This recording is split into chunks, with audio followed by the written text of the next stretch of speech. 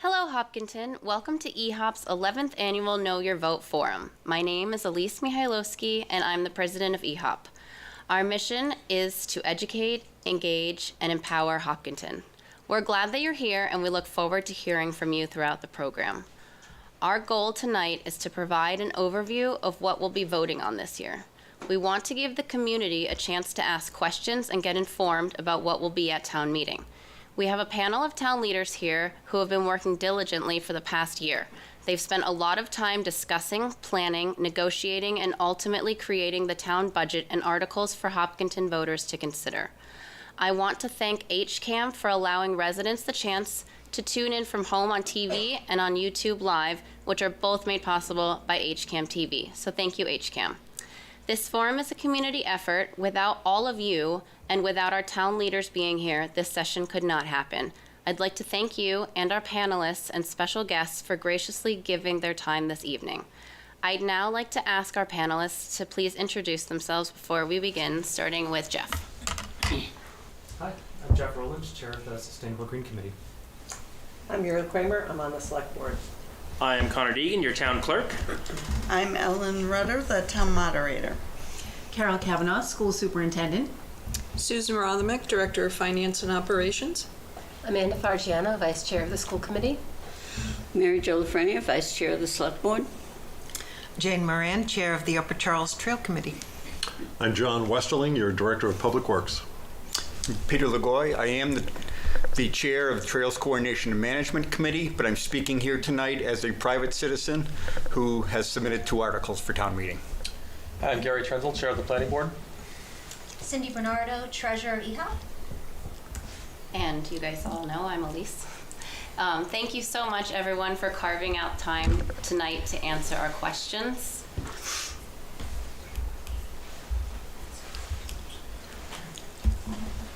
Sorry, we'll pause for a second.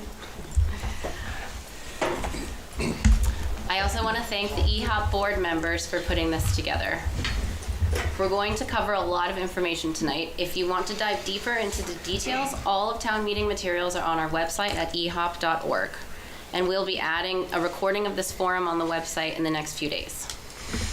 So I'd like to kick off the questions by asking our town moderator, Ellen Rudder, to give us a brief overview of what to expect when we arrive at town meeting this year. Could you talk a little bit about logistics? For example, where is town meeting? Will there be breaks? Can people join at any time? Can you bring food? Okay, good questions. So over the past couple of years, town meeting has been in different places in response to the pandemic. This year we're back in our old stomping ground of the middle school auditorium. So we also do expect there may be a couple of possible times we would overflow. And when we overflow into the gym right across the hall from the auditorium. The meeting starts at 7 on May 1st, and people can arrive really at any time. We encourage you to be there for the whole meeting, but we recognize that people can't always do that their schedules don't allow them. So you can come when it works for you, and you can also, sorry. And if I may too, I'm sorry to interrupt, but in that, we'll also be starting check-in usually between 6 and 6:15 for folks to come if they want to come early, get checked in, get their seat, kind of get situated as well. Yeah. So you come in and you get checked in. When you get checked in, you got I thought I had one. So you get a little piece of paper that you might use for voting, depending on how the evening goes. So anyone who is a registered voter in Hopkinton can come to town meeting, and you get a check-in thing. If there are people who are interested in hearing and being at town meeting who are not registered voters, there is a separate section for people to sit in. So it is possible to come. Only people who are registered voters and have their little ticket generally can speak at town meeting. There might be some circumstances where I could recognize them, but in general, to participate, you need to be a registered voter and have signed in. I'm glad that I have my water so I can share it. The only thing that people are permitted to bring into the auditorium, I believe, is water. Is that right? I'll defer to the schools on that one, but I'm pretty sure that it's water. So there's currently, and correct me if I'm wrong, the rules are we can't eat in the auditorium, but it is typically okay as long as we're tidy to eat outside of the auditorium. So if somebody does need to take a quick break for a snack or something, then they can. Yeah, then they can. The other thing is that we generally do not have any formal organized breaks in the course of each of the meeting evenings, but anyone can step out to take a little break if they need to at any time. The one thing I will caution people is if we start a vote when someone is out, oftentimes, depending on how the vote's going, they might have to stay in the hallway just for the purposes of counting votes. So sort of plan your breaks to fall so that you don't miss a vote of something that is important. I know you asked a little bit about sort of how does it work. So we have the warrant. I know we'll go into it more, but what's happening at town meeting is we're reviewing the budget and then a number of other articles. So you can find this. I know this is on EHOP. EHOP has been doing a really nice job of focusing on some key issues. This year we have 48. We have 48 articles, and we will be going through each one. There's sort of a protocol where we go over what the motion is. The different committees may weigh in. There may be a short presentation, and then the opportunity for townspeople to ask questions, or they can also sort of share their thoughts. Each person who comes to the mic has 2 minutes to talk. We do time it, and actually I know Connor is working on a timer that's more visible to everybody so that everyone will get their 2 minutes, and people get up to 2 minutes. I will say sometimes we do cut off the discussion if there isn't sort of new information being shared, just to keep things moving. We are hoping this year, and I might let either Connor or maybe Norman speak about it. We're looking at the idea of doing a consent agenda. We're still thinking about that. So a number of other committees in town use a consent agenda when there are items being considered that could possibly be sort of bundled together because they're sort of pro forma questions that maybe won't have a lot of discussion, and that would let us move through a number of things at the same time. So Norman, do you want to say anything about it? Actually, Ellen, Or if do you don't mind, I'll jump in on this. So, you know, the great thing about the consent agenda too is that this is a great opportunity to be able to take items that we might find are no action items that sometimes we end up having to vote on over the course of our day, which then makes the night just go longer, and get them all out of the way in the beginning, as well as some non-controversial housekeeping type things. But we also have the benefit of that if there is something that someone's concerned that needs to still be discussed that's on the consent agenda, they have the ability to move to pull it from the consent agenda so it can still be considered. This is just another means of us trying to streamline town meeting and make it better for all of us and really consider everyone's time who takes the time to come out and really make this town work, because that's what town meeting is. This is, if you look, I think my favorite example is some of the boards that implement it right now. The select board very successfully implements the use of consent agendas to get through issues that will not likely just cause any kind of issues in their discussion, and so it's easy to just move it along, get it through. But at the same time, if you watch any of their meetings, they will also have periods where they would still like to have a few words to discuss something, and they'll pull it out, they'll talk about it, and they'll vote it separately. So it's just another means of streamlining the process for us. Thank you.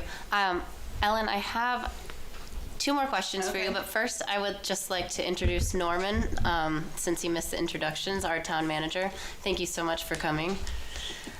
Thank you for having me, and also for hosting this wonderful event for the community. Great. I'm sorry for coming in late. Oh, that's all right.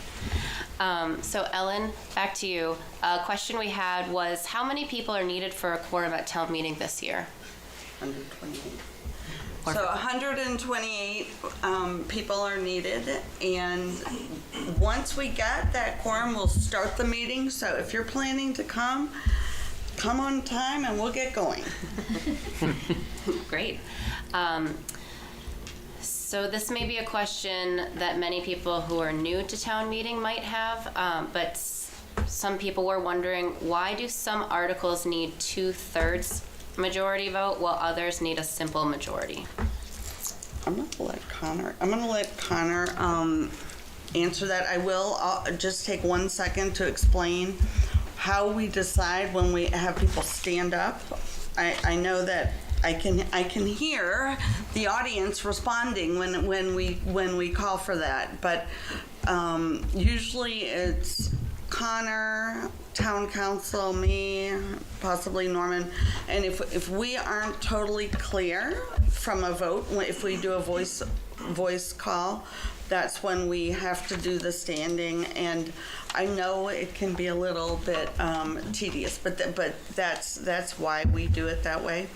Connor, can you explain? Yeah, absolutely. I know we have simple majority and 2/3 majority. And even in some cases, four-fifths, Yeah. and it's all sorts of fun different things. We do. So there's a few different things that govern how we decide on the threshold for those motions, whether they need a simple majority or supermajority or any other type of vote.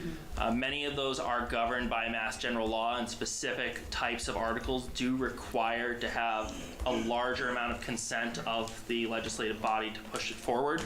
Others, if I may, are listed in our handy dandy town meeting time, which is the kind of rule book by default for town meeting, and it will have certain rulings on how perhaps a motion to end debate would still require a 2/3 majority, because if you're going to be stopping others from speaking, then it has been kind of a tradition, and that's where most of town meetings rules come from, to say that it's going to be 2/3. You need a supermajority to stop people from speaking at town meeting. Others, as I said, are general laws that, zoning requirements and zoning bylaw changes do require by state law to have at least a 2/3 majority in favor. And in many of these cases where 2/3 are required, part of the reason then we have to go to account is because in many cases, having that 2/3 and making sure that it's exactly over the 2/3 is required later on for a lot of the procedures that involve, setting up things with council, getting bonds after the fact, and actually getting them through the Attorney General's office for bylaw changes. So those are actually very important, and that's part of why you'll notice that even if it sounds like it's pretty clear, we're still all standing up and getting ready to do a count. Thank you. Connor, the next question is also for you. Could you explain what a citizen's petition is and how it works? Absolutely, I'd love to.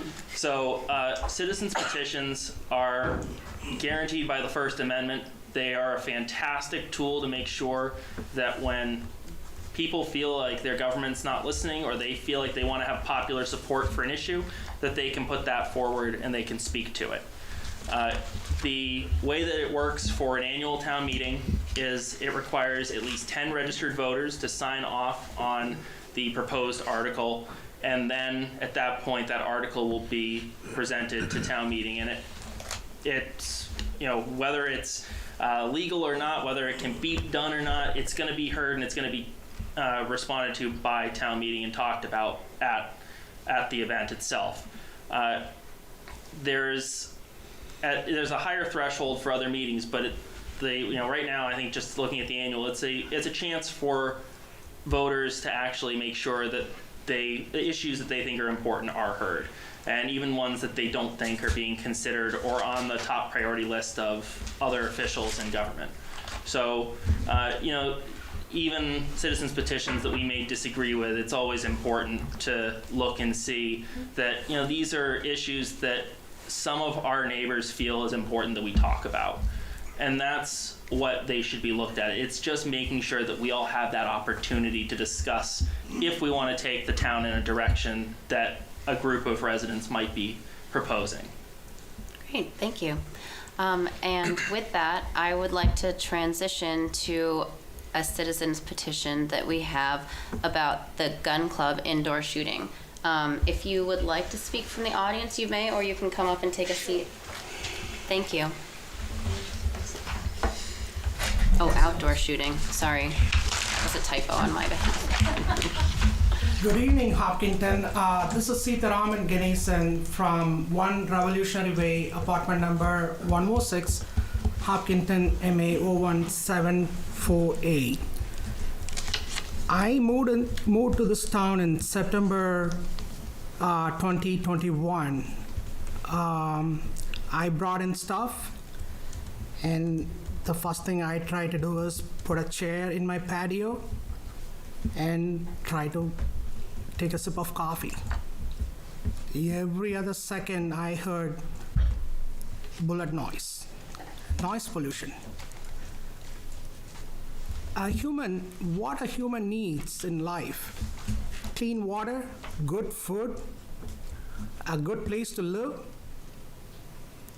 and a noise-free environment. Noise pollution is not acceptable. Citizens should, we the people should think a little bit more about this. I was not in this planet Earth 60 years back. I was not born. And how can I participate in those, whatever happened 60 years back, people would have gotten license or whatever. I wasn't there. I cannot go back. I can talk about now. We all live for now. So having said, what I did was, as our town clerk, your town clerk, right? Yes.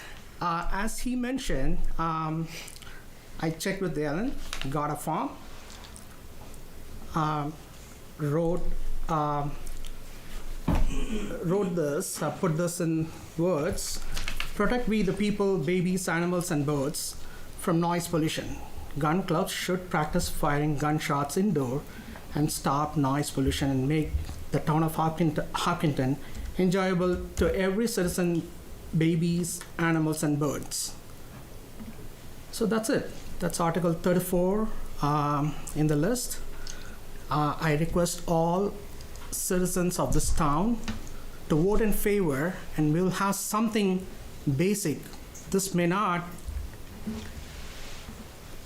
help solve this issue, but I want this bylaw to be put in place.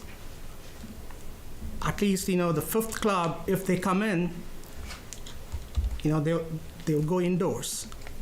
That's all I'm looking for. And if health board or zoning board, if they can do something about this. I reached out to State Representative Arena De Rosa. He said he will try to accommodate our Hopkinton police officer. He's planning to.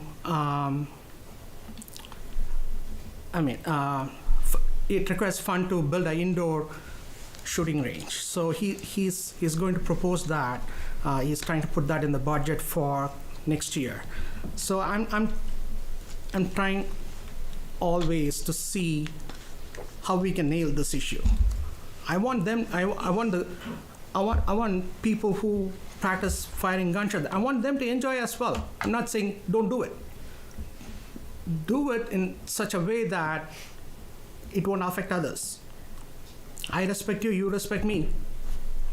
That's all I'm asking. Thank you. Thank you. Elise, could I say something about citizen petition? Sure. Go ahead. Okay, so we do have a number of citizen petition, including the one we just heard.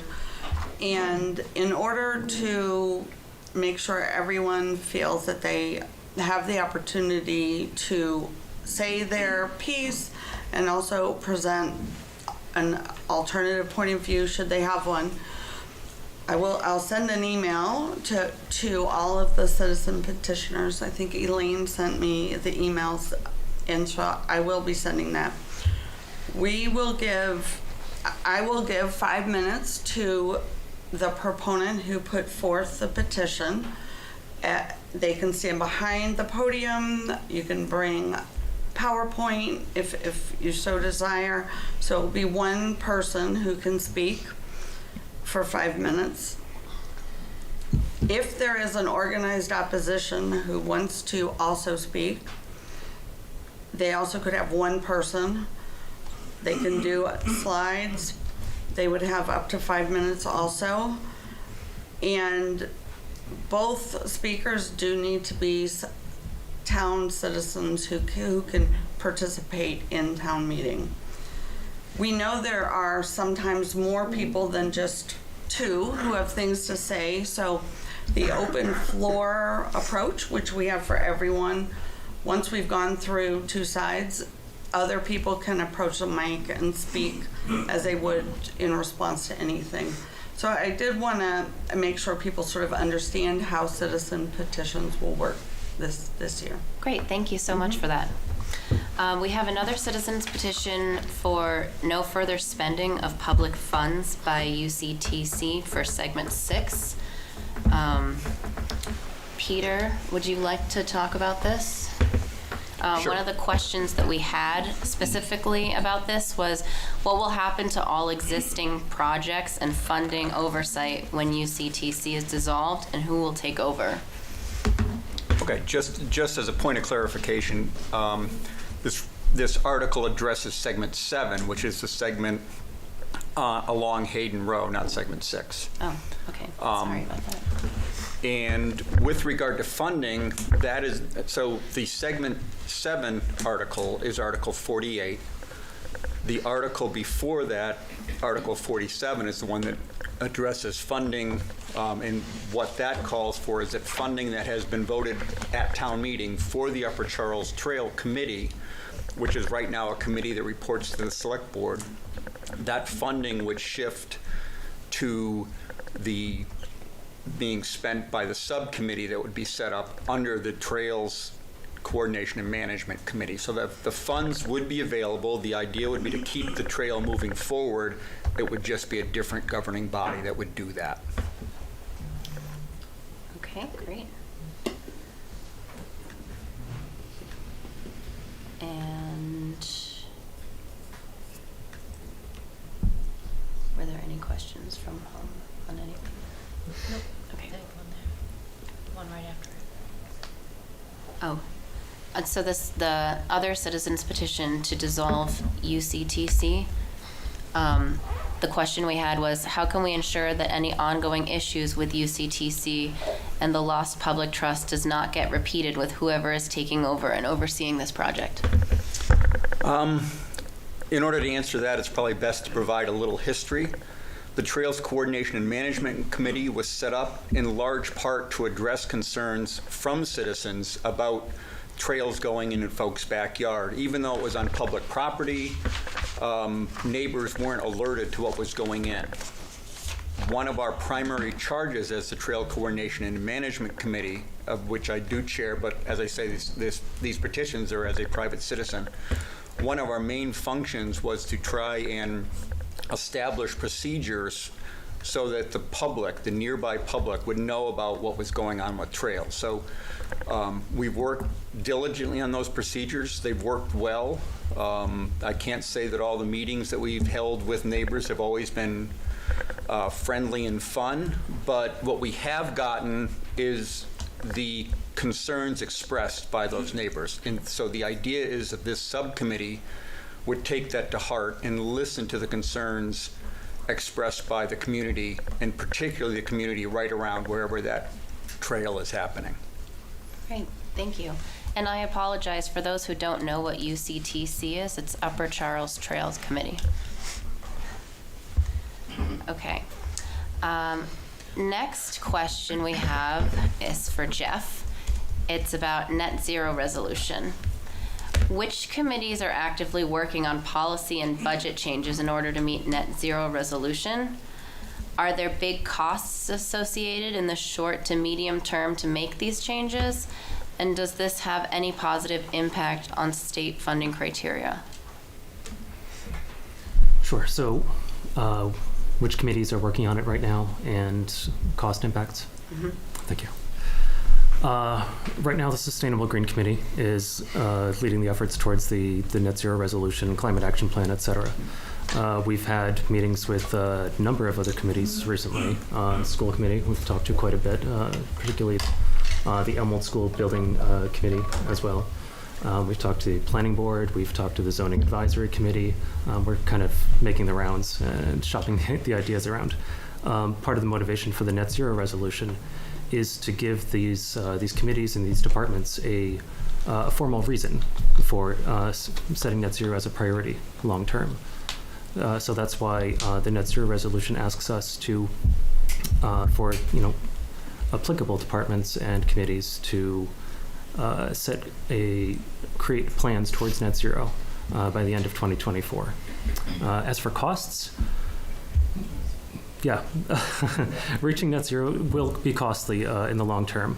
A lot of climate solutions, though, exist right now, and the technology is there. They do tend to have a higher cost up front as we make the transition to these technologies, but they also tend to have lower operational costs long term. So we make up for it in the future. Great, thank you.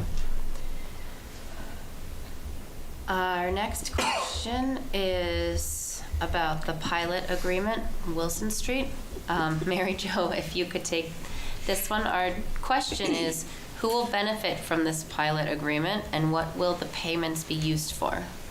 Well, the town will benefit from a pilot agreement simply because pilot agreements are used for businesses and like schools and things that go into a town, maybe like a private school that don't have to pay taxes.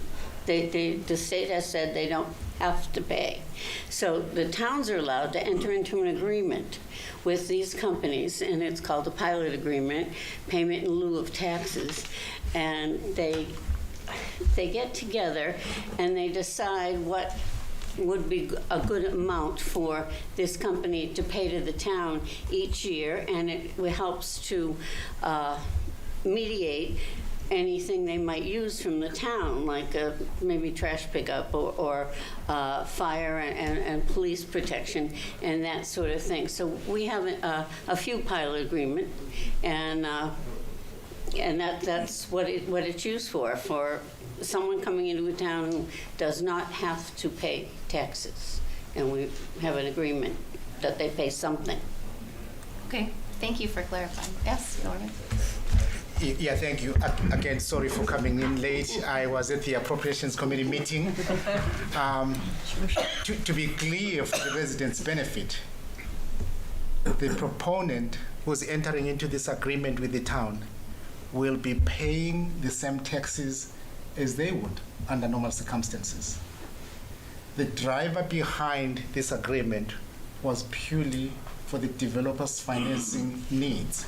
They needed to present a document to the bank that will show a very predictable pattern for paying taxes. That's why this agreement is coming into being. So the message to the community is the developer will be paying the same taxes as they would under normal circumstances. Thank you. Our next question is about the cricket pitch. We've had questions about the pitch, and mostly why is it going to cost so much? Who would like to take that? Norman, would you like to take that one? I was hoping Park and Rec would be here. She's not here. Yeah. Yes, we don't have the specific answer to that question. We'll present it to Park and Rec and make sure that we share the answer publicly through our internet as well as at our next select board meeting. Okay, great. So our other question, which should go to, there is, for CPC, there was a warrant article for space improvements for $350,000. Could you, Norman, I guess, please elaborate on this? CPC. For outdoor space improvements? I think it's for the housing authority. The housing authority. Yeah, for the Hopkinton Housing Authority. Yes, in fact, I was hoping that one of our lieutenants, our senior leader, Tim O'Leary, would be here with us, and he's out there. He may have more information than I do on this project. Hi, so I don't have a great deal more information. But I do know it's for ADA, American with Disability Act compliant seating areas and outdoor spaces around the housing authority, and it would include things like bus stops that have ADA compliant seating to support people who are using have those mobility issues. Okay, great, thank you. Okay, our next question is for Hopkinton Public Schools about the HVAC renewal work. 1.5 million. Is this particular HVAC work that has been budgeted to support solar energy use? And that was our only question. Sorry, there was a lot of other stuff underneath. So the HVAC renewal and the solar installations are completely separate items. Currently, we have new solar that has been installed on the Hopkins roof, the middle school, and the high school. The hope is to have that commissioned during the summer. So that is something that is under a power purchase agreement. That is not an installation that the school owns, and as such, we do not maintain.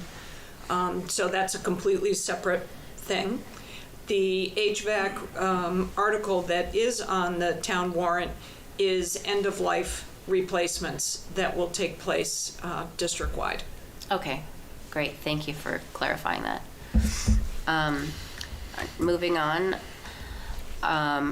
we have some articles about sidewalks.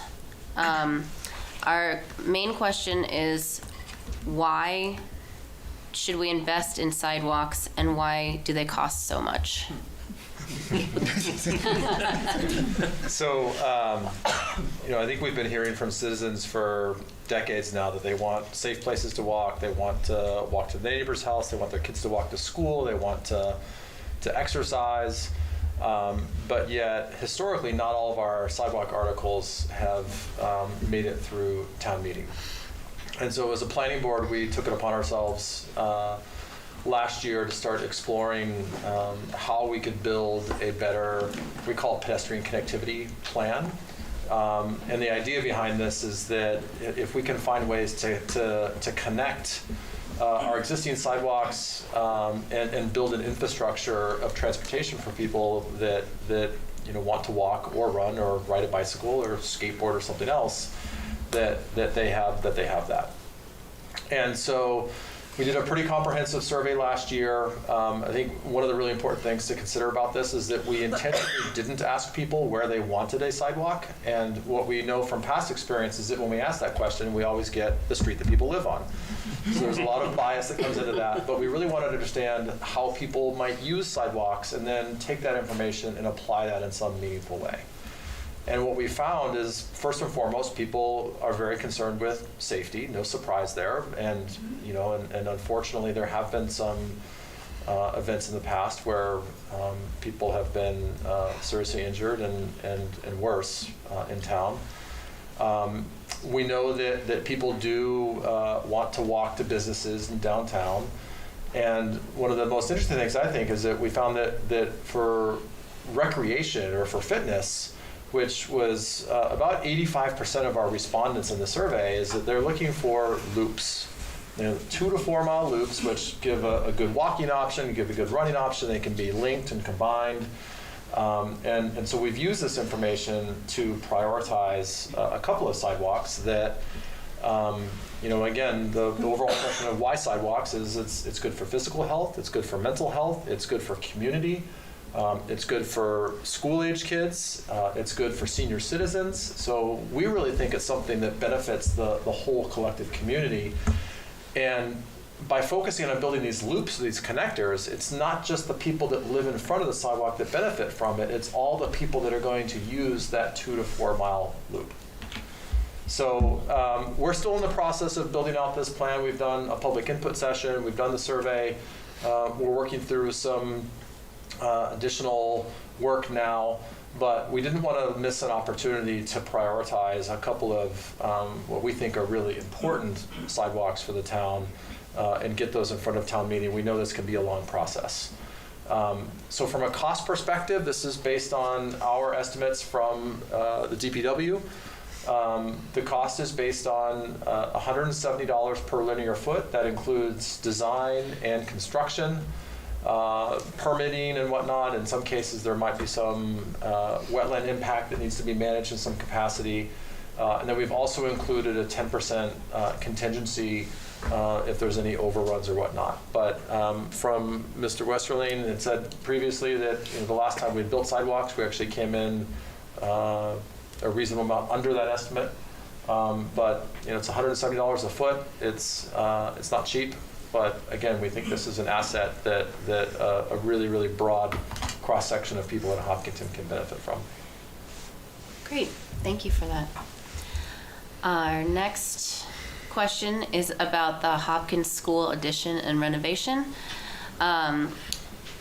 From our viewers, why do we need an addition and what will it include? I can start with the enrollment piece. Regardless of whether or not there is an Elmwood replacement school, we have worked with the MSBA, and the demographer is predicting that by the time we get to the year 2030, we will have 802 students in Hopkins if it's a 4-5 school, and if it becomes a 5-6 school, the prediction is 803 students. So it doesn't really matter if it's a 4-5 school or a 5-6 school, we will need additional classrooms in there. There's about 670 kids there now, so we're anticipating 130 more students over the next, say, 6 years. You can talk about what the addition looks like. So what the article that is before town meeting is really to do the design and through permitting for what the addition will be. It will be for those grades, it'll be additional classrooms. Looking at the building as a whole, there are many spaces that cannot handle the capacity. One being the cafeteria. So the new area would probably include a new cafeteria. The gym would then take over the existing cafeteria because the gym is also undersized. It becomes a ripple effect. So when you add the classrooms, in addition, there would have to be upgrades for what they can call code compliance upgrades. When you touch a school to a certain degree, or when you touch any building, any public building to a certain degree, then you have to bring everything up to code. So part of it will be the additional classrooms to accommodate the increased enrollment. The larger space for a cafeteria and a kitchen, those code upgrades, and really just looking to the future and planning for the number of kids that are already here, but then are also projected to arrive. Great, thank you. Going on to the next article on inclusionary development bylaw. So Gary, back to you. Is this somewhat related to MBTA communities? There's a lot of debate about the pros and the cons. Okay, great question about MBTA communities. And I'm going to take just a quick moment and explain one of the features of our bylaws. And so What's the best way to start this out? So the underlying driver here behind this article is to ensure that we maintain a minimum of 10% of our housing stock, that 10% of our housing stock is affordable. And the reason we care about that is because if the percentage of affordable housing drops below 10%, I should say one of the reasons we care about it, is that a developer can come in with what's called an unfriendly 40B. They can bypass all of our local zoning, and they can build something that otherwise might not conform with the zoning and regulations that we've worked so hard to help create the community that we have. And so currently, if a developer is going to build a subdivision of 10 or more houses, then for every 10 houses they build, one of those has to be deemed affordable. And this is a way for us to ensure that we maintain that ratio, and arguably, and it's also a means to help ensure that we have a socioeconomic diverse community, which we think is a great asset for the town. The developer can meet that obligation in one of three ways. They can actually build one of those units as affordable. They can build a unit somewhere else in town, or they can make what's called a payment in lieu of and say, well, this isn't quite practical for us, so we're just going to write a check to the Affordable Housing Authority, and they can manage it at a later point in time. So that's just a little bit of quick background. This article, it does three things. One of them is it changes affordable housing from a special permit to a by right use. And the benefit of that is that any future housing for MBTA communities would then be eligible and could be counted towards our affordable housing housing stock. So that's really the primary way that it relates to MBTA communities. The second change that it makes is it decreases the minimum threshold from 10 units to 5 units. It still operates under a 10% of housing stock, but it just lowers that threshold. We've seen a lot of housing developments of 8 or 9 units, and they don't have to contribute or build any affordable housing stock. And then the last thing it does is it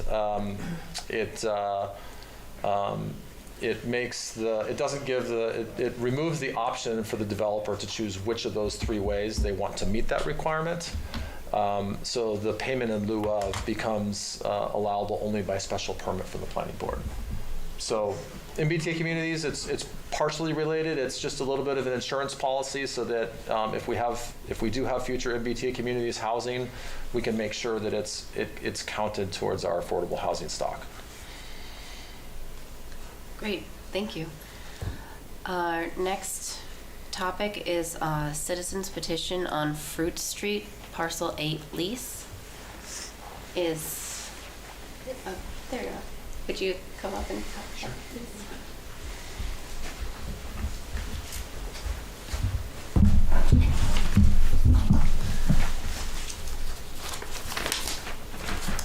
Thank you for having me. Hi everyone, my name is Bruce Tannenbaum, and I am an officer of the Hopkinton Scout Leaders Association, also called HSLA. We are a nonprofit organization with the mission of supporting scouting programs for boys and girls in the town of Hopkinton. Our board consists of representatives from each Girl Scout, Cub Scout, and Boy Scout unit in town. We share information, assist with recruitment, run large events, and support fundraising efforts. You may remember that in 2017, Hopkinton approved the town to issue RFPs for Lot 8 that sits directly on Fruit Street near the sports fields.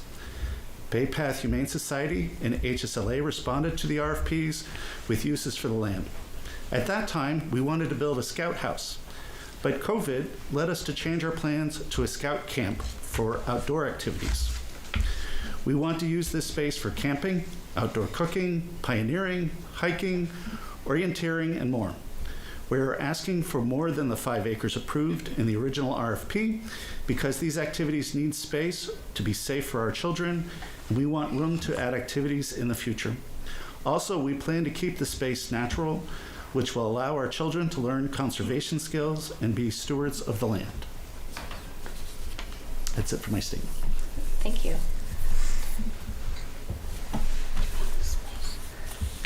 Okay. Thank you so much. Our next topic, back to Gary, is about electric vehicle parking spaces. What's the benefit to the town for doing this? How many and where? Yeah, so with this article, all we're doing is we're just ensuring that future things that are built, or future parking lots that are built with 5 or more spots, are built with some future capacity for electric vehicles.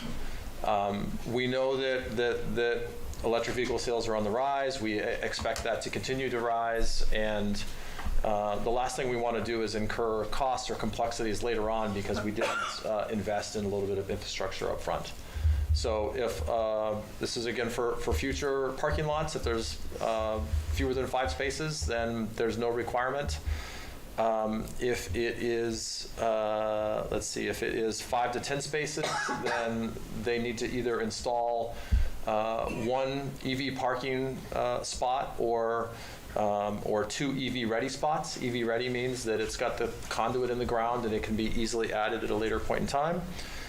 If it's 11 or more spaces, then they have a choice of either 10% of those parking spots being EV charging stations or 20% be EV ready.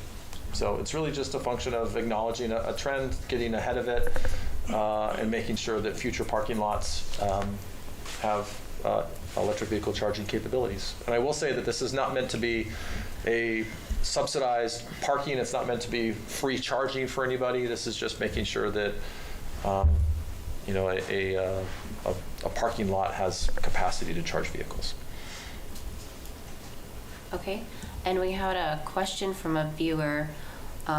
There are also EV chargers in Article 14. Norman, could you follow up on that? Yes. I should acknowledge that this component of the pay-as-you-go article came about as a result of a new concept that we have introduced to the budget process, namely participatory budget. And I am happy to say, and I can say this now, that that particular project that requested funding for the installation of at least 3 charging stations came from a high school student. Oh, that's cool. And was solidly supported by town staff, and thus, through this funding, we'll be able to create additional charging stations in the community. We have not yet identified where that will happen. We will work with our school colleagues to identify if we could do it at one of the or some of the school parking lots. Again, it's an idea that comes through the participatory budget process, an idea that was put forth by one of our own high school students. Great, thank you. All right. We have another citizens petition about zoning district change 2 West Elm Street and 0 West Elm Street to change from residential district to business district. Good evening. My name is Mary Overholt, and I'm a member of Community Covenant Church. The church is closing, which is why we are putting forward this zoning proposal. We were just surprised to discover that the zoning for the church was residential B when we were looking into selling it, and so that's why we're bringing this forward. The zoning proposal involves 2 parcels, the parcel that the church is on, the large parcel, and also a second parcel, which is very small. It's 0.7 acres, or 0.17 acres, but it is also owned by the church. Many of you will recognize this as the small church that's pretty much across from Price Chopper. So the area zoning is is very different from residential B. So the Price Chopper area is zoned business. The South Street area is zoned industrial A and hotel overlay. Across 495, it is rural business and industrial B, where the gas stations are.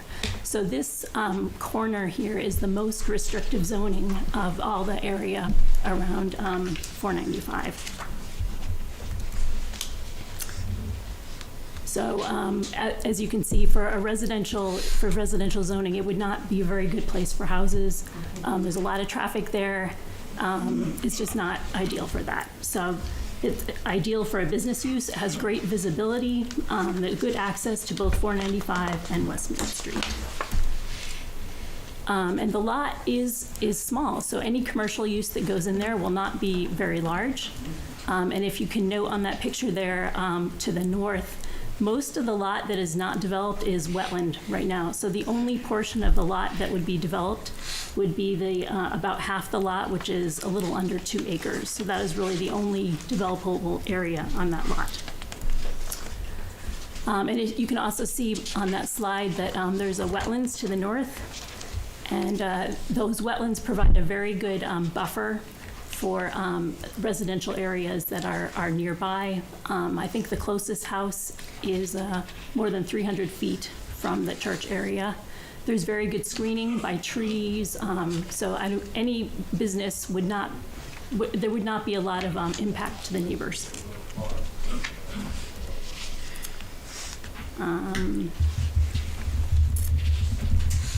And just a final comment is that the church was built a long time ago in 1975, and we can only presume that as the development in the area changed, that other zoning changes have been permitted to allow Price Chopper and other businesses to go in, but the zoning on this lot has not changed, and that's why we are proposing this zoning change. Thank you. Thank you for that information.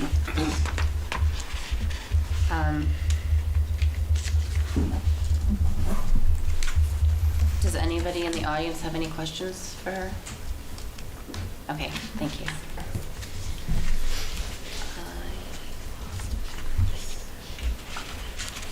Okay. Gary, you're up again. Our next topic is site plan review for rooftop solar exemption. What does that mean? So all this article means is that if somebody wanted to install solar panels on their roof, whether it be their, a commercial building or a school or something like that, they would not have to go before a formal site plan review with the planning board. So this has been in practice. Our zoning enforcement officer has made the decision to allow this previously, and it's just a function of good housekeeping to make our bylaws consistent with how we're actually managing rooftop mounted solar. Great, thank you. Our next topic is another citizen's petition on a zoning district change South Street and Hayward Street to change residential lakefront to rural business district. Is Peter here? Or Jim? No? Okay. Then I guess we'll skip that. All right, so the next topic, we're going to talk about the pay-as-you-go capital participatory budgeting. Norman, would you like to talk about that? Yes, and Tim may also have some information to share.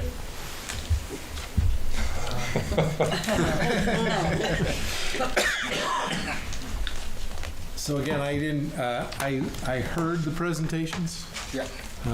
But didn't participate in the development of this. We have We'll be happy to answer any specific questions you may have. I mean, just for a quick summary, we have some flashing traffic beacons for a crosswalk at the corner of Grove and Pleasant, the installation of the electric vehicle charging stations that Norman spoke about earlier, some fitness stations along the center trail, and a program of CPR and first aid classes. There would also be some tree planting and stonework and turf at publicly owned used farm property at 192 Hayden Row. So that was the outcome of a process that solicited a lot of ideas and boiled it down to those as the candidates to share in that $100,000 pot. All right. We nailed it.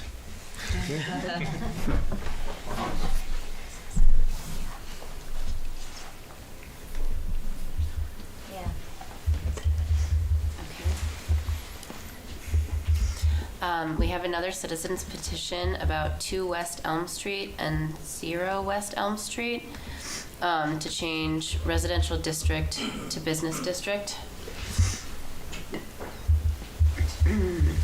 Questions and someone emailed in. Someone emailed in a question. Oh yeah, you can come back up. Regarding the proposed zoning district change for 2 West Elm Street and 0 West Elm Street residential to commercial. I travel through the intersection by these properties frequently, coming from West Elm and heading east on West Main Street. Changing the zoning to allow commercial use may make a difficult intersection worse. As part of the permitting process for new use of the property, who would traffic through the intersection, or would traffic through the intersection be reviewed and light cycle changes be considered? Yeah, okay, go ahead. Probably a better question for me. So, it all depends on what's being proposed for the site, and I really can't provide much more details than that, but it would be typical to do a traffic study and to evaluate traffic considerations into that review process. Okay. And I think that was all the questions that we had ahead of time. Is there anybody in the audience that has a question they thought of they would like to ask? Are there any panelists who would like to say something more? All right. Well, we've covered a lot of material in a short amount of time. Just a reminder to everyone that HCAM will be archiving the video of tonight's program on their YouTube channel, and EHOP will post it on our website in the next few days. And again, everything that you need relating to town meeting, including dates, times, articles, you'll find it all on our website at ehop.org. Thank you again to our panelists, to our special guests, the town manager's office, the superintendent's office, and HCAM for helping EHOP make this 11th annual edition of Know Your Vote a reality. We look forward to seeing everybody at town meeting, and we hope you have a great night. And thank you, EHOP, for doing this great stuff.